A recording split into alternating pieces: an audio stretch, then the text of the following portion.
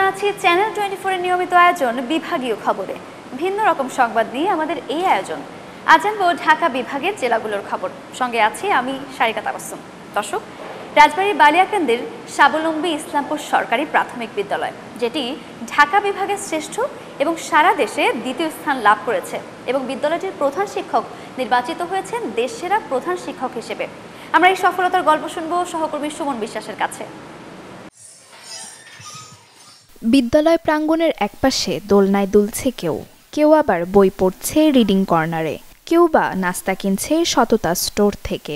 এমন শিক্ষণীয় আর রঙিন খেলার প্রাঙ্গণে বেড়ে উঠছে রাজবাড়ী জেলার বালিয়াকান্দি উপজেলার বহরপুর ইউনিয়নের স্বাবলম্বী ইসলামপুর সরকারি প্রাথমিক বিদ্যালয়ের শিক্ষার্থীরা। ছবির মতো সাজানো বিদ্যালয়টির মাঠের উত্তরে কৃষ্ণচূড়া গাছের নিচে শহীদ মিনার, তার পাশে শিখা অনির্বাণ। আরও আছে মানচিত্র কর্নার, শাপলা স্কয়ার, সাকসেস কর্নার সহ বিভিন্ন ধরনের পশু পাখির মুরাল। এখানে শিক্ষার্থীর সংখ্যা 477 আর শিক্ষক আছেন 10 জন। 2024 সালে ঢাকা বিভাগের সেরা এবং দেশের ভেতর দ্বিতীয় স্থান অধিকার করে বিদ্যালয়টি। শিক্ষা প্রতিষ্ঠানটি নিয়ে গর্বিত শিক্ষার্থী ও অভিভাবকরা। বিদ্যালয়টা এতটাই সুন্দর যে আমাদের বলার ভাষা নেই। কেউ বাচ্চারা নিজে আগ্রহ করে স্কুলে চলে আসে। স্কুলের পরিবেশ, স্কুলের শিক্ষকরা এতটাই ভালো যে ও নিজে স্কুলে চলে আসে। এখানে যার টিচার আছে সবাই টেক কেয়ার করে, ক্লাসগুলো সুন্দরভাবে নেয়। আদার যারা স্কুলে আশেপাশে স্কুল আছে তার চেয়ে অনেক ভালো, এবং শিশু পার্ক আছে। আমার এই বিদ্যালয়টা অনেক ভালো লাগে, কারণ এই বিদ্যালয়ের পড়ালেখার মান, এই বিদ্যালয়ে যেই সুন্দর প্রকৃতি, এই বিদ্যালয়ে অনেক খেলাধুলা আছে। আমাদের জন্য সাংস্কৃতিক অনুষ্ঠানের ব্যবস্থা আছে, বিভিন্ন খেলাধুলার প্রতিযোগিতাও হয়। আমাদের বিদ্যালয়ের শিক্ষকগণ আমাদেরকে অনেক ভালোবাসেন। আমাদের বিদ্যালয়ে রয়েছে অনেক জিনিস যেগুলো অন্যান্য কোনো বিদ্যালয়ে পাওয়া যাবে না। সহকারী শিক্ষকেরা জানালেন বিদ্যালয়টির পরিবেশ পুরোপুরি শিশুবান্ধব, ফলে এখানে শিক্ষার্থীর উপস্থিতির হার 100%। আমাদের বিদ্যালয়ে বন্ধু টিম আছে, যেটা শিক্ষার্থীদের মধ্যে যোগাযোগ বৃদ্ধি করে, তাদের আন্তরিকতা বৃদ্ধি করে, বিদ্যালয়ে আসার উপস্থিতিটা নিশ্চিত করে, যেটা ইতিমধ্যে আমাদের নাইমে স্বীকৃতি পেয়েছে, এবং ইউনেস্কো আমাদের বিদ্যালয়ের এই প্রোগ্রামটি ওনারা সাধুবাদ জানিয়েছেন। জনাব মোহাম্মদ শহীদুল ইসলাম স্যার, উনি এই পরিবেশটা দীর্ঘদিনে গড়ে তুলেছেন। উনি এখানে আসার পর থেকে তিলে তিলে এই বিদ্যালয়ের যে পরিবেশ, এটা বদলে দিয়েছেন। শুধু পরিবেশই না, শিক্ষার মানও বদলে দিয়েছেন। কোনো প্রাথমিক বিদ্যালয় যে এমন হতে পারে এটা আমার ধারণাতেই ছিল না। আমি যখন শিশু শ্রেণীতে কিংবা 1-এ 2-তে ক্লাস নিয়েছি, আমি এমন অনেক বাচ্চার অভিভাবককে বলতে শুনেছি যে তারা এসে দূরে থাকে, ঘুরতে নিয়ে আসছে শিশুদের, বিদ্যালয় দেখে তারা এই বিদ্যালয়ে পড়বে।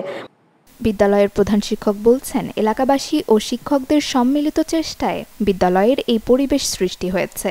তাদের আশা, একদিন এই প্রতিষ্ঠানটি হবে দেশসেরা এবং প্রাথমিক শিক্ষার মডেল। আমাদের সকলের ঐকান্তিক প্রচেষ্টা, এলাকাবাসী, শিক্ষক, শিক্ষার্থী, অভিভাবক সকলের একাগ্রতা এবং সকলের ঐকান্তিক প্রচেষ্টার ফসল আজকের এই স্বাবলম্বী ইসলামপুর সরকারি প্রাথমিক বিদ্যালয়। এবং আমরা প্রত্যাশা করি অদূর ভবিষ্যতে এই স্বাবলম্বী ইসলামপুর সরকারি প্রাথমিক বিদ্যালয়টি মডেল হবে বাংলাদেশের, এবং এই স্বাবলম্বী ইসলামপুর সরকারি প্রাথমিক বিদ্যালয় বাংলাদেশের ক্ষুদ্র জায়গা থেকেও সেবাদান করার সুযোগ পাবে, এটা আমি বিশ্বাস করি। জেলা প্রাথমিক শিক্ষা কর্মকর্তা বলেন, শিক্ষার মান উন্নয়নে ভূমিকা রেখে চলেছে বিদ্যালয়টি। বিদ্যালয়টা একটু অনুকরণীয় অন্যদের জন্য। এই বিদ্যালয়ের অবস্থানগত বা যে পরিবেশটা অত্যন্ত মনোমুগ্ধকর এবং শিশু উপযোগী, শিশু বান্ধব যেটা বলবো। এবং তাছাড়া এই বিদ্যালয়ের যে শৃঙ্খলা ও নিয়মকানুন খুব যথাযথভাবে অনুসরণ করা হয়। আপনারা দেখবেন যখন শিক্ষার্থীরা স্কুলের মাঠ দিয়ে হাঁটে, যে পথটা আছে পথ দিয়ে কিন্তু তারা হাঁটে। ওরা কখনো নির্দিষ্ট সময় ছাড়া স্কুলের মাঠের ঘাসগুলো তারা নষ্ট করে না। 2019 সালে দেশসেরা প্রধান শিক্ষক হিসেবে সম্মাননাও পান বিদ্যালয়টির প্রধান শিক্ষক। Desk report, channel 24। গোপালগঞ্জের কাশিয়ানীতে জমি জমা নিয়ে বিরোধের জেরে মাটির রাস্তা কেটে কলাগাছ লাগিয়ে দিয়েছে প্রতিপক্ষ। এতে চলাচলে ভোগান্তিতে পড়েছে ভুক্তভোগী পরিবার সহ সাধারণ মানুষ। বাদল সাহার প্রতিবেদনে আমরা বিস্তারিত জানব। গোপালগঞ্জের কাশিয়ানী উপজেলার দস্তন পূর্বপাড়া গ্রামে সাধারণ মানুষের চলাচলের সুবিধার জন্য একটি মাটির রাস্তা নির্মাণ করে ইউনিয়ন পরিষদ। এই রাস্তা দিয়ে কয়েকশো মানুষ প্রতিদিন চলাচল করে।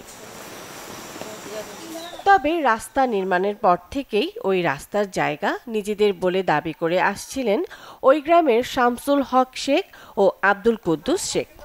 আদালতে মামলা গড়ালেও সালিশ বৈঠকে হয়নি কোনো সুরাহা।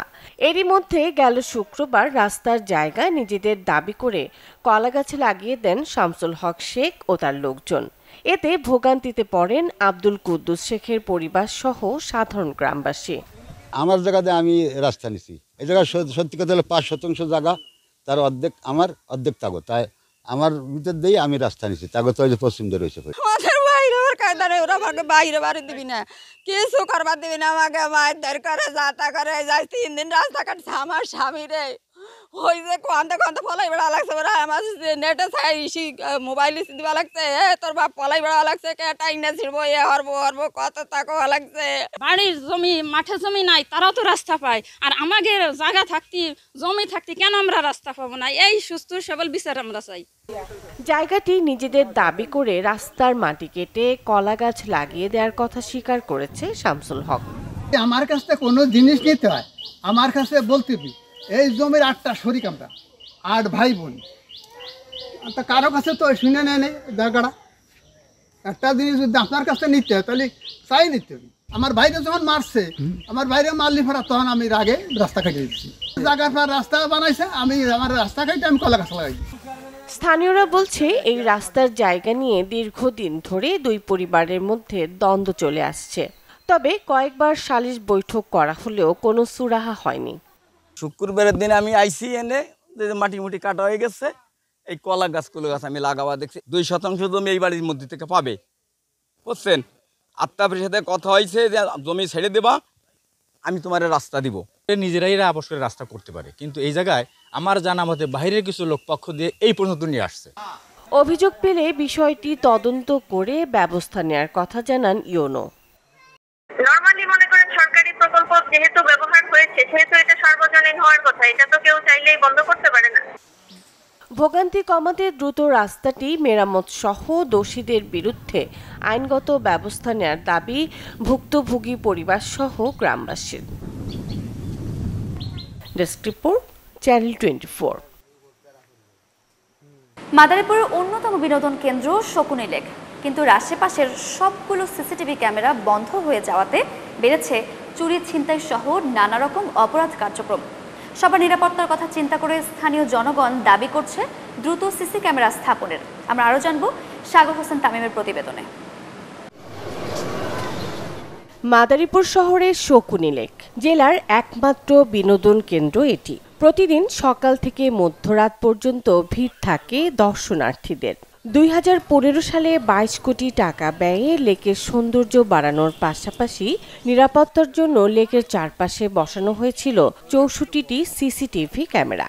এর ফলে চুরি, ছিনতাই ও ইফটিজিং অনেকটাই কমে এসেছিল। তবে কয়েক মাস ধরেই সেই সিসি ক্যামেরা নষ্ট হয়ে আছে। এতে দর্শনার্থীদের মাঝে বেড়েছে আতঙ্ক। 5ই আগস্টে গ্যাঞ্জামের সময় সবকিছু তো ভাঙিয়ে ফেলায়, কাজে এখন আমাদের সিসি ক্যামেরা দরকারই, কারণ বিভিন্ন জায়গা থেকে লোক মাদারীপুর জেলা আসে ঘুরতে, এটা বিনোদন লেক পার্ক। সিসি ক্যামেরা দরকার, আগে সিসি ক্যামেরা ছিল খাম্বা এখন তো নাই। নিরাপত্তার জন্য পুনরায় সিসি ক্যামেরা স্থাপন করার দাবি দর্শনার্থীদের। আগে যখন মনে করেন যে সিসি ক্যামেরা ছিল, লেক পার্কটা অনেক সুন্দরভাবে আমরা চলাফেরা করতে পারতাম, কিন্তু এখন তো সিসি ক্যামেরা না থাকার কারণ এটা মনে করেন যে অকারেন্স সৃষ্টি হয় বা অনেক ঝামেলা হয়। ঠিক আছে, দূর দূরান্ত থেকে মানুষ একটু বিপদে পড়ে, কিন্তু আমার এই সিসি ক্যামেরাটা থাকলে আমার সুবিধা হয়। সিসি ক্যামেরা যদি আগের মতো ফিরিয়ে দেয় তাহলে ভালো হয়, কারণ এখানে অনেক অকারেন্স সৃষ্টি হচ্ছে বা গ্যাঞ্জাম হচ্ছে, লেক পাড়টা পুরো নষ্ট হয়ে যাচ্ছে। সিসি ক্যামেরা না হলে যে কোনো সময় যে কোনো ধরনের একটা দুর্ঘটনা ঘটতে পারে, একটা সমস্যা হতে পারে। সিসি ক্যামেরা আবারও স্থাপনের উদ্যোগ নেওয়া হবে বলে জানান জেলা প্রশাসক। লেক পার্কটা মাদারীপুরের বিনোদন কেন্দ্রের একমাত্র উৎস। এখানে বিভিন্ন অকেশনে এত মানুষ হয়, গত ঈদেও আমি দেখেছি কয়েক লাখ মানুষের সমাগম এখানে হয়েছে। এখানে নিরাপত্তার ব্যবস্থাটা জোরদার করা অবশ্যই জরুরি দরকার। তো আমরা আশা করছি আবার সামনের যে ঈদুল আজহা আসছে, ঈদুল আজহার আগে আমরা সেই সিসি ক্যামেরাগুলো পুনঃস্থাপন করে লেক পাড়ে নিরাপত্তা জোরদারে আমরা সচেষ্ট থাকব। কৃত্রিমভাবে করা শকুনি লেকের সৌন্দর্য দেখতে দক্ষিণাঞ্চলের অন্তত ৮টি জেলার মানুষ মাদারীপুরে আসেন। তাদের নিরাপত্তার জন্য দ্রুতই সিসি ক্যামেরা স্থাপন করা হবে, এমনটি আশা সচেতন নাগরিকদের। Desk report, channel 24। করোনার সময় সৌদি আরব থেকে দেশে ফিরে আসেন ফরিদপুরের 3 বন্ধু। জীবিকার তাগিদে শুরু করেন সবজি চাষ আর হাঁসের খামার। সফলতা পেয়েছেন হাঁস পালনে। মাসে আয় করছেন 50,000 থেকে 70,000 টাকা। মোহাম্মদ রুবেলের ক্যামেরায় হাসানুজ্জামানের রিপোর্ট। এ যেন বিদেশ ফেরত 3 বন্ধুর বাজিমাত। করোনার সময় প্রবাস জীবন ছেড়ে দেশে ফেরেন মামুন শেখ। তখন 2 বন্ধুর সাথে পরামর্শ করে ফরিদপুরের কৈজুরি ইউনিয়নের মঙ্গলকোট গ্রামে গড়ে তোলেন হাঁসের খামার। 750 বর্গফুট শেডে খাকি ক্যাম্বেল জাতের 800 হাঁস নিয়ে যাত্রা শুরু 3 বন্ধুর। এখন হাঁসের সংখ্যা প্রায় 3000। এ থেকে প্রতিদিন 2500 ডিম সংগ্রহ করছেন 3 বন্ধু। এই হাঁসে আমাদের যখন এখন যা ডিম দিতেছে, আমাদের প্রতিদিনও আমাদের মনে করেন 80% হাঁসে আমাদের ডিম দিতেছে। তা আমাদের ডিমগুলো দেখা গেছে আমরা যখন বাজারে আমরা নিজেরাও খেতে পারতেছি, বাজারজাত করতে পারছি, সেখান থেকেও একটা মুনাফা হইতেছে। প্রথম আমরা নেত্রকোনা থেকে একটু বয়সী হাঁস কেনার সিদ্ধান্ত নিলাম যে আমরা একটু বয়সী হাঁস নেব, যাতে অনেকদিন খাওয়ানো না লাগে। স্বল্প সুদে ঋণ সুবিধা পেলে প্রকল্প আরও বড় করার পরিকল্পনা এই খামারিদের। এই খামার থেকে বর্তমানে প্রতি মাসে 3 বন্ধু মিলে প্রায় 2 লাখ টাকা আয় করছেন। হাসানুজ্জামান, চ্যানেল 24, ফরিদপুর। সাধারণত গরু বেঁধে লালন পালন করা হয়, কিন্তু এর ব্যতিক্রম ঘটেছে গোপালগঞ্জে। 4 বছর ধরে দড়িবিহীনভাবে বড় হওয়ায় সাড়া ফেলেছে পুরো এলাকায়। গরুর মালিক যার নাম দিয়েছেন হিটলার। বাদল শাহের প্রতিবেদনে বিস্তারিত। নামে হিটলার হলেও কাজে নয়, বরং কথা মতোই ডানে বললে ডানে আর বামে বললে বামে চলছে সাইওয়াল জাতের বিশালদেহী এই গরুটি। পিঠে চড়ে বসলেও নির্বিকার সে। গোপালগঞ্জ সদর উপজেলার ঘোষের চর উত্তরপাড়া গ্রামের আকাশ মোল্লার যত্নে বেড়ে উঠছে শান্ত স্বভাবের এই গরুটি। 4 বছর ধরে লালন পালনকালে এক মুহূর্তের জন্যও বেঁধে রাখতে হয়নি হিটলারকে। মনে করেন যদি আমি বলি যে তুমি ডানে যাও তাহলে ডানে যাবে, যদি বলি বাই যাও তাহলে বাই যাবে। আমার মতো চলবে, আমি যা বলবো সেই হিসেবে যাবে। আর একে সম্পূর্ণ প্রাকৃতিক খাবার দিয়ে লালন পালন করছি। এর খাবারের তালিকায় আছে আপনার কাঁচা ঘাস, খড়, গমের ভুসি, তারপরে আপনার গম ভাঙা, ভুট্টা ভাঙা আর তুলোর খই। এই গরুটা আমার গাভীর বাচ্চা পালের। এই গরুটা আমরা যা বলি তাই শোনে, আমার ছেলে পালন করে। ঘাস, গম সহ দেশীয় খাবার খেয়েই বড় হয়েছে হিটলার। ইতোমধ্যে তার ওজন প্রায় 800 কেজি। ন্যায্য মূল্য পেলে এবার হিটলারকে কোরবানির ঈদে বিক্রি করে দেবেন বলে জানান আকাশ। একে এবার বিক্রি করতে চাচ্ছি, এর কাস্টমার আইসে দেখে যদি পছন্দ হয় তাহলে দামাদামি করে নিতে পারবে। প্রতিদিন হিটলারকে দেখতে ভিড় করছেন নানা বয়সের মানুষ। অনেকেই আবার ছবি তুলছেন হিটলারের সাথে। আমাদের বাসার পাশে আমার বন্ধু বান্ধব, আমার কাকাতো ভাই বোনদের নিয়ে আসি, আমরা ওর পিঠে হতে ওর সাথে খেলা করি, ঘাড়ে উঠি, অনেক মজা করি, হাসাহাসি করি, গল্প করি। 2-3 গ্রামের ভিতর এত বড় গরু আর একটাও নাই। আমাদের গ্রামের যত মুরব্বী আছে বা ছোট বাচ্চারা আছে সবাই গরুর কাছে আসে ছবি তোলে, একে সবাই আদর করে। এবার ঈদে বিক্রির জন্য হিটলারের দাম ধরা হয়েছে 5,80,000 টাকা। Desk report, channel 24। দৃষ্টি প্রতিবন্ধী হলেও মুরগির খামার করে সফল টাঙ্গাইলের আব্দুল গফুর। 2015 সালে শুরু করেছিলেন 1200 মুরগি দিয়ে। এখন তার খামারে রয়েছে 1800 মুরগি। মাসুদ রানার রিপোর্ট। অনন্য ইচ্ছাশক্তি ও দৃঢ় মনোবল থাকলে কোনো প্রতিবন্ধকতায় যে বাধা হতে পারে না, তার অনন্য উদাহরণ টাঙ্গাইলের ঘাটাইল উপজেলার আব্দুল গফুর। মাত্র 9 বছর বয়সে টাইফয়েড জ্বরে আক্রান্ত হয়ে 2 চোখের আলো হারান। তবে শারীরিক প্রতিবন্ধকতা তার জীবন যাত্রায় কোনো বাধা হয়ে দাঁড়ায়নি।